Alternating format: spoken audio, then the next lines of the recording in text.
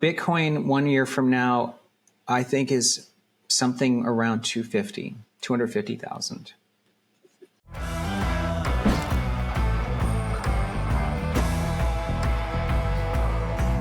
Joining us now is the legendary Tom Lee, who you get great ratings on this show. This is Speak Up with Anthony Scaramucci, but it could end up becoming Speak Up with Tom Lee, because when I bring you on, we get way better ratings than I'm doing this myself. But you are the Chief Investment Officer of Fundstrat and the Head of Research. Is that correct, Tom? Did I get that right?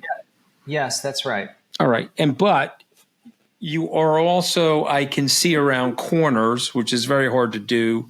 It's impossible to do on Wall Street, but it's very hard to do in life. But you're doing it exceptionally well on Wall Street. So I follow you. The people that listen to this show follow you. Let's get right into it, Tom. What the hell is going on in the stock market? We're at an all-time high. There's a lot of curmudgeonly value people that are flashing warning signals. Let me give you one of them. There's a gentleman by the name of Warren E. Buffett who has accumulated something like $325 billion of cash. He's at the highest cash level as a percentage of his portfolio in 20 plus years. So what do you see? Is it different from what they see? I think that markets are at, I think, like a friction point right now, because we've had two really good back-to-back year gains. I mean, anyone holding at the start of 2023 is up nearly 50% since then.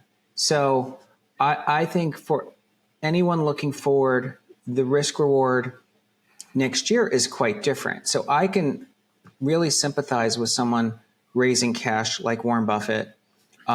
Part of his selling, he had been doing it throughout 2024, may have been in anticipation of potential changes in tax policy, like paying a capital gains tax increase. But that being said, if we didn't look at the level of improvement of stocks for the last 2 years, but just over the next 12 months looked at what lays ahead, I think someone can be optimistic, because we know the Fed is cutting interest rates, but at a time when the business cycle is still healthy.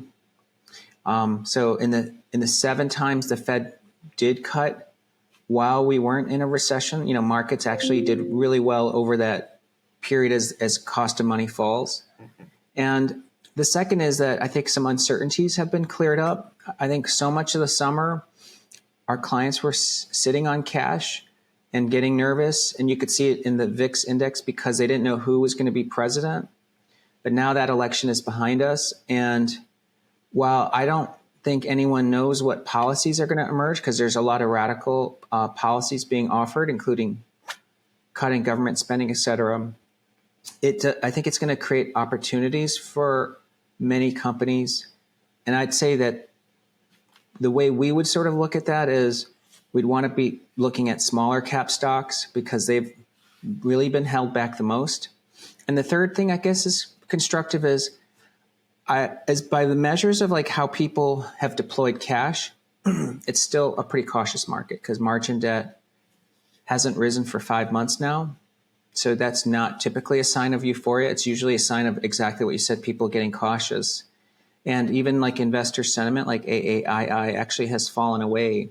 So we're at not that level like where people are so bullish that you have to start to turn bearish. Okay, so we're still bullish. Older people are concerned because they see some of these metrics that they historically have worked, but there's a lot of stuff, innovation and so forth going on, which may elongate the bull market. Fair to say? Yes, that's right. And I think when it comes to earnings and saying earnings are extended, the one thing that has happened this year is earnings have been beating by a huge margin. Even third quarter earnings have beat by 5%. So I think that the trajectory of profits is still better than most people have modeled, and that's a source of positive surprise. So You were very helpful with this, so thank you for it. We're about to publish this. Hopefully, you'll make my book party. Michael helped me write it. You helped me write it. Max helped me write it. There's a whole group of people that are in here. But you are genius level at predictions. Okay, so last time I had you on the show, Bitcoin was in the mid 50s to high 60s range. You said we're going to 100,000. I said, when are we getting to 100,000? You said by the end of the year. Okay. Yeah. So why did you say that? What did you see? And what do you see for Bitcoin over the next 6 months? Part of the reason we have stayed constructive on Bitcoin is the price is following closely the prior halving cycles. The halving cycle, for your viewers, is when the block reward gets cut in half. That happened earlier this year. So there's a reduction in new supply. And the sweet spot of that price gain as supply is cut starts to happen towards the end of this year and then into next year. And I think that has supported why we expected Bitcoin to be 100,000.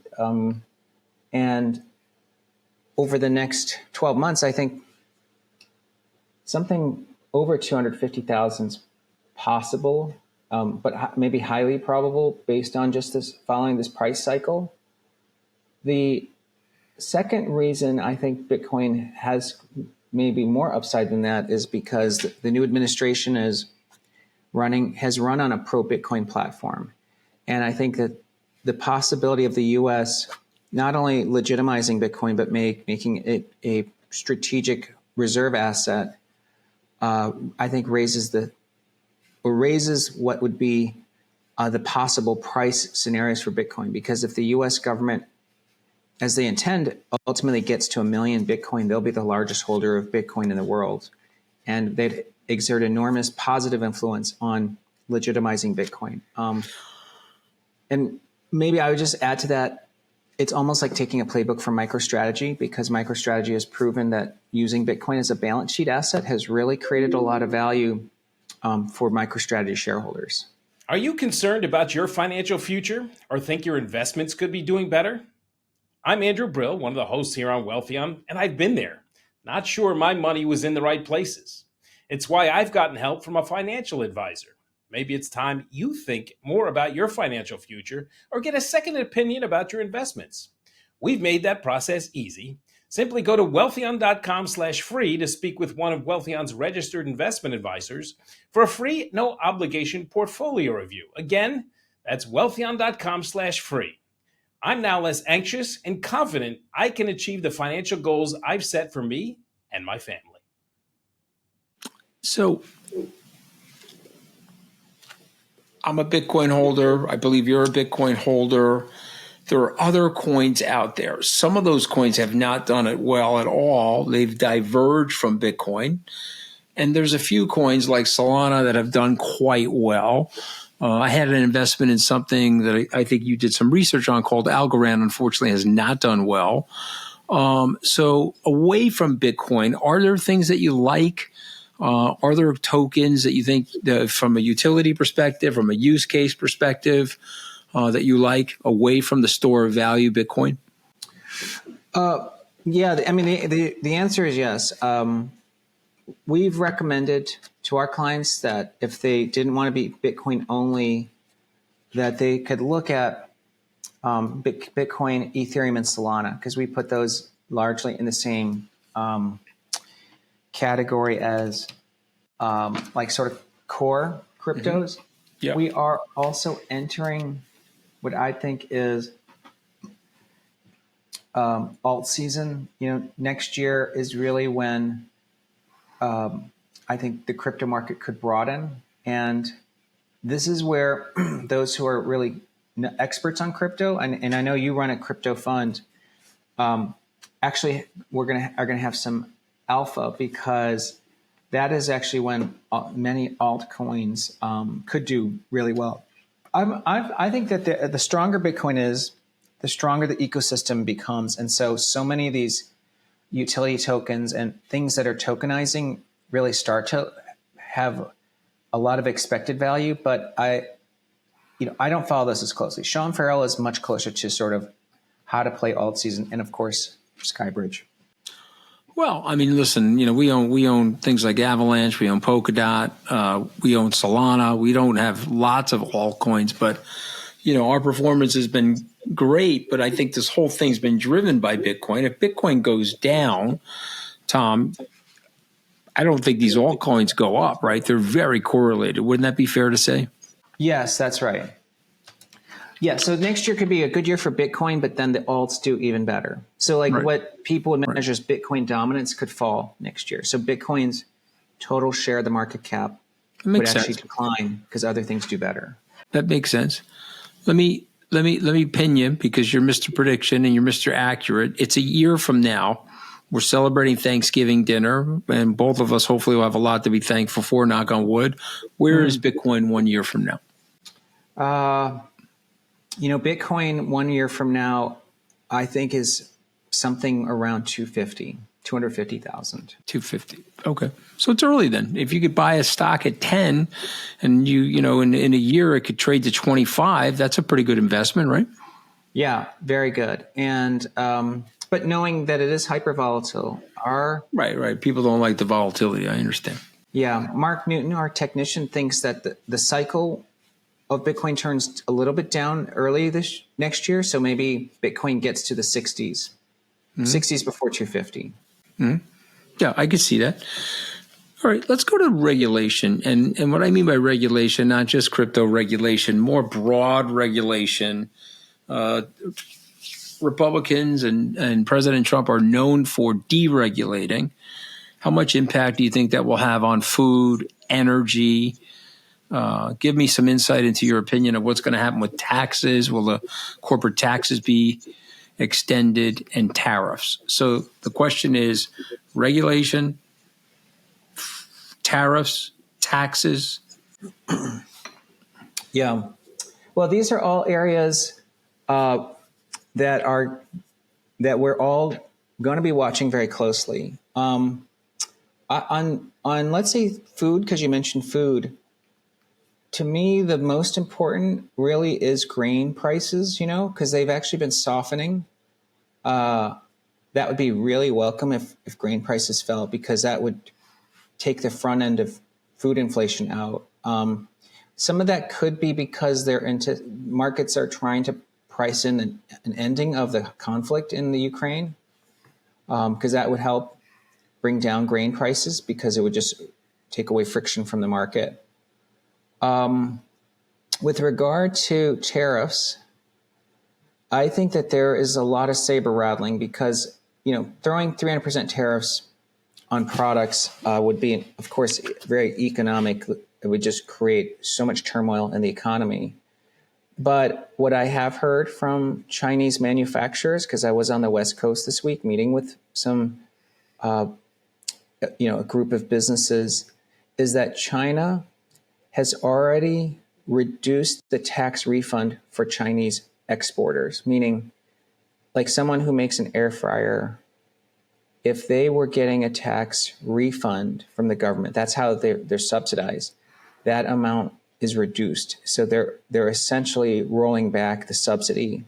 And I think that will have the effect of negating the need for tariffs, especially because I think China's economy is a bit weaker. So if those tariffs were designed to get China to not try to engage in hostilities economically, I think it's actually probably working. I mean, that may be a surprise, because I'm not sure it's widely known. I asked a lot of folks if they'd heard this, but that's what I've heard from a manufacturer. And then I think the market is trading the way you're thinking, though. Am I wrong? People think that in the market, right? Or no? Yes. Yeah. I think it should, at least in the beginning, it makes sense to expect it, even if it hasn't been delivered. On taxes, as you know, a lot of folks have been writing that it'd be very difficult for the U.S. fiscally to actually extend or even expand the tax cuts. And I think the bond market's going to really ultimately decide that. And because if yields keep creeping up because of growing deficits, I I think that it's going to be hard for the White House to accomplish that. I mean, the White House is watching the stock market. The stock market would come under a lot of pressure if yields keep going up. So that's, I would say, to me, even though that's a goal like tax cuts, I'm not sure that that's going to be achieved without some way to convince bond markets it's not, that someone will pay the bill. And maybe that's because maybe you need a crypto strategy before you can actually do that. Well, I mean, if you put 1 billion Bitcoin tokens on the balance sheet and Bitcoin goes to 250, you've got extra reserves on your balance sheet. Psychologically, I think that could help. But you're in a box if you're the Fed chair. First of all, will Donald Trump keep Jerome Powell? Remember, he appointed Jerome Powell. So he rails on him, but he did appoint him. Okay, so the question is, will he keep him? And what does Jerome Powell do over the next 12 months? Yeah, the Fed, I think Fed Chair Powell is really independent. He's done, in my opinion, a great job. I mean, he's navigated the U.S. financial system through the pandemic and then an inflation war and then actual wars. So I think he's handling the threats of his lack of independence well. I think he's done a great job. And if inflation doesn't provide the visibility that it's falling and the labor markets aren't faltering, I think it makes a lot of sense for the Fed to slow the pace of cuts, because I don't think they're turning hawkish. They're just simply trying to keep a lot of dry powder in case they need to make cuts later. And so I think their strategy is, makes a lot of sense, but also I don't think it's negative for stocks. But yes, I mean, it's going to be, as like a lot of well-known investors have warned that, the U.S. does have a more tenuous fiscal position. So I think that's why the Fed is going to be very important in the next few years, really trying to contain market fears. You've previously predicted that the S&P would reach 15,000 by 2030. And what I loved about what you said is it would be factors like Gen Z finally entering into the market, advancements in AI. You sticking with that? Have you moderated it in any way? If so, how? And what are some of the key drivers that support your forecast? Yeah, it's that's still our case. Our base case that we're in an earnings driven cycle, aided by AI, also supported by this prime age workforce surge coming from millennials and then also Gen Z, because those two generations are larger than Gen X. So Gen X is the generation born between 1960 to 1980, roughly. And those folks are, just in the heart of the prime ages now, and now they're exiting, and now you have two huge generations behind it. So think of it as like a second wave driving further growth. S&P earnings next year are roughly 300 for, let's say, just sort of simple measures. And so that's why S&P 6,000 is just 20 times earnings, right? Which I don't think is that demanding. By 2030, we estimate S&P earnings could be 600 to 650. Okay, and I think multiples will be higher because of the larger share coming from AI and technology earnings, which naturally have higher PE multiples. And so if you just apply a 20 to 25 multiple, you're getting, 15,000.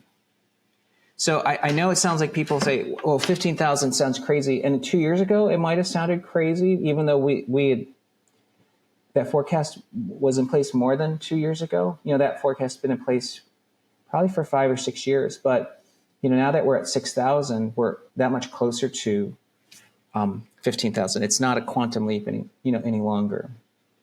My last question before I go on to the audience questions: how do you assess the impact of the artificial intelligence? And is it all positive? Could it be dystopian? Could military adversaries of ours get a hold of it? Could someone figure out how to put an artificially intelligent worm into our Pentagon or our power system, or are you just not worried about any of that? I would say, if based on my conversations with our clients and with other sort of folks following this, I do think we're underestimating the negative consequences of AI. Okay. Anthony, foremost because in a human, like in our human intervention endeavors, we work with ethical boundaries, because even though there might be a shortcut, like let's say you're waiting for coffee, you wait in line and other people are in front of you. But in an AI world, there's no benefit to being ethical. So that in the AI world, that machine will just cut the line in front of everybody to get coffee. And I haven't seen any attempts to create ethical boundaries within AI, especially other nations pursuing it. So to me, this means there's going to be much greater risk of cybersecurity hacks. And it's going to be much harder for us to protect our identities in this world of AI and social engineering and generative AI videos. And it'll be very easy to spoof people. And so I think profits are going to do fine. There's going to be a much higher cost in the economy around cybersecurity. And already JP Morgan, 7% of their activity, well, all banks really, 7% is now suspicious. It's actually been rising. So in a world of cybersecurity, banks are kind of losing the war because there's more fraud now than less. And so I think that makes crypto so much more important because it does secure your information. I think that's one solution, but so I think there's a lot of risks, actually, personally. I think if you unleash AI systems in the financial market, there's going to be a lot of people who make dirty trades that trick people and spoof people, and there'll be fake headlines because that's how you manipulate markets. All right. I mean, it's great stuff. You've laid out a bull case. You've laid out the crypto case. You've given us some common sense on interest rates and tariffs and taxes. Let's go to the questions. If inflation makes a resurgence in 2025, as some have speculated, do you believe Bitcoin and crypto assets could act as reliable hedges, or are there better options? This is Juan from Florida. Good question, Juan. Juan, hi. Historically, hedges for inflation have been land, like owning real estate, owning gold, which I think is still valid. But I think now there is hedges using crypto, because crypto is also a hedge against dollar and currency debasement, which is on top of like inflation risk. So I think all of those are valid inflation hedges. Of course, if you are open to alternatives, even things like art and collectibles are pretty good inflation hedges as well. All right, let's go to the next one. I agree with that. In the current economic and market climate, which sectors do you believe offer the most attractive investment opportunities? This is Brian from California. Got it. Brian, for most of this year, what we recommended to our clients are really 4 sets of trades. The first is AI, AI-related trades. The second is small caps, because the Fed is dovish and they're easing, and that's going to boost the small banks within small caps. The third is we've recommended financials and industrials because the Fed is easing. And the fourth is Bitcoin, because a dovish Fed along with this halving cycle. So those are the 4 trades. With the new Trump administration, those 4 trades are also the same recommendation, because now you have a White House that wants the stock market to go up. So there's a Trump put now on the stock market, and now there's a Fed put, and that supports small caps, financials and industrials, and Bitcoin. And so, of course, the AI trade, I think, remains strong. It didn't need a Fed put or a Trump put. Well said. Those are the four things. Let's go to the next one. Tom and Anthony, how will Trump's reindustrialization strategy affect liquidity in the coming years? Harry from Switzerland. I'd love Anthony's views too, but I just share that I know onshoring is something that the U.S.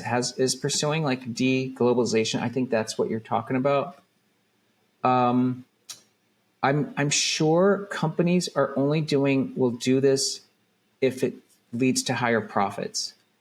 I think a lot of people look at this as companies are going to onshore and there's like suddenly inflation in America. We know that won't happen because if some manufacturer is making a product in America now and it's twice as expensive, they're going to lose all their business because someone will buy cheaper alternatives from other countries. So I think there's in my opinion, less of it than people realize. And any of the moves that are made are because the savings from transport more than offset the higher labor costs from trying to do it onshoring. So I'll just add 2 cents on that. I do think there will be more reshoring of manufacturing, but I think the age of globalization is never ending. And it's just the way incentives are around the world. And there might be some sanctions here or there or tariffs and so forth. I am a fan of tariffs, though, Tom, that protect U.S. industries from price gouging. So if a government like the government of China is teaming up with their steel manufacturers to dump steel into our market to kill our market share, it's unfair. And somebody like Robert Lighthizer is probably going to impose tariffs there to create a blocking mechanism on something like that. So there'll be some fracas, but I don't think the adults that are around Donald Trump are going to allow him to pursue the rhetoric that he's talked about. And I think the market's also reflecting that. Let's go to the next question. Could anything derail MicroStrategy's stock play? What red flag should we watch for? Good question. Lon from Rhode Island. Lon, I might just need to explain for some other viewers what MicroStrategy is doing. MicroStrategy, around 5 years ago, transformed the company by using its balance sheet. They had a lot of cash on hand to buy Bitcoin. And so instead of the stock being valued on its actual software business, which had been languishing, it's valued as a holder of Bitcoin. But as Bitcoin has risen and MicroStrategy's stock has gone up, it's created an opportunity for them to issue convertible bonds and debt to acquire more Bitcoin. What's been novel is that they've issued these debt securities for almost no interest cost, essentially COCO, zero interest bonds. And so they're funding this without having to actually pay for the interest expense. Now, you might think that this is a little bit reckless, but it turns out it's a very novel strategy because they have created a lot of network value. They're one of the largest holders of Bitcoin now, and ultimately they may become the second largest holder of Bitcoin after the US government. And they're doing this with the ability to borrow at very low cost. You might wonder, why are bondholders buying these bonds? They're offering for the first time the ability for someone to put $1 billion of work in the bond world to own a bond that has exposure to Bitcoin. These have been incredibly high performing bonds. They've been the best performing bonds. So they've helped bond managers outperform by buying typical corporate bonds, but then with this upside in crypto. And so I think that this works unless Bitcoin itself doesn't have a promising future.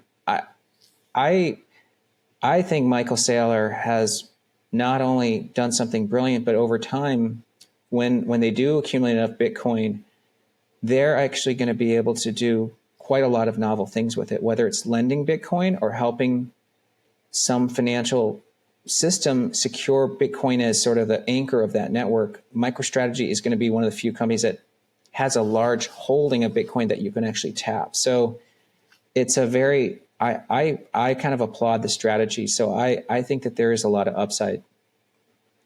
in what they do, because as long as Bitcoin goes up, MicroStrategy very likely goes up a lot more.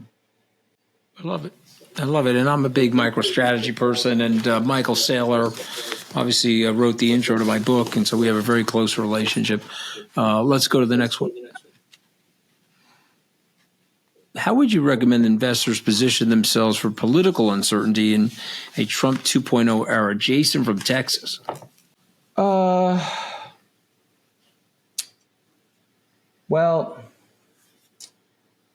I would say that foremost for the last 8-9 years, we've operated under what I consider to be increasingly fractious political system.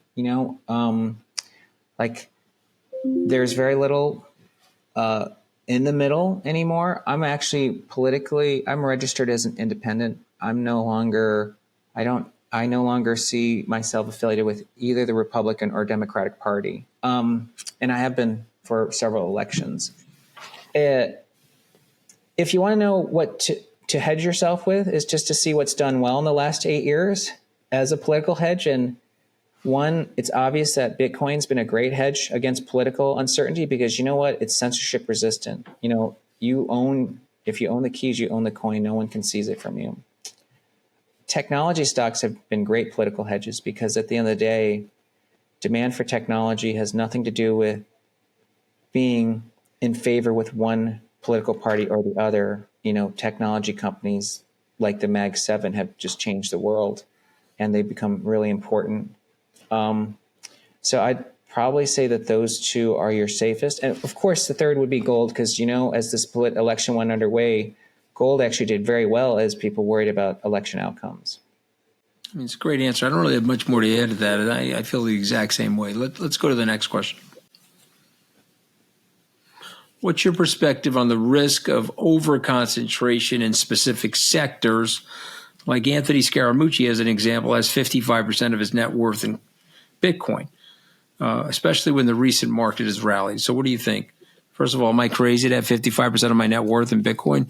And then what do you think of Sally's question? Yeah. Anthony, I think the toughest thing people do is when they have a winner, they try to diversify out of a winner. So I think it's important to hold on to some great ideas as long as you have done the work and you're convinced that that great idea still works. So for Anthony, he made some very timely investments in crypto and it's grown in his portfolio. And I know he's remember, it didn't start out there. This is a 6-7% asset for me. It's just mushroomed to that. Yeah. But let's go to her question. So what do you think?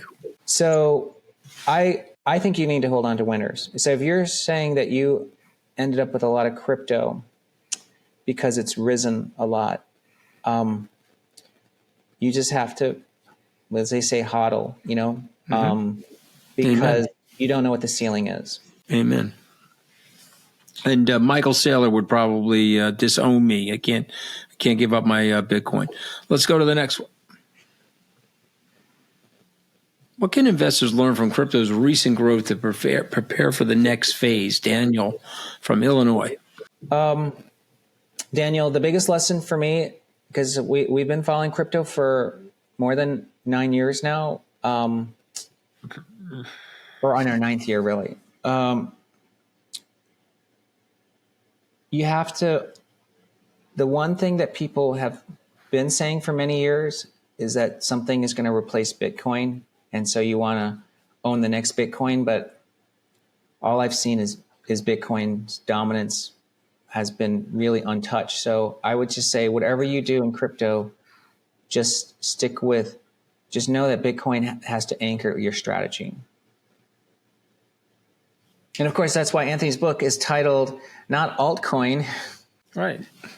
Prominently on the cover of his book. What you need to know that Wall Street has already figured out. And by the way, many people in retail figured it out before Wall Street, which is odd. But we're here now, and I'm with the legendary Tom Lee from Fundstrat.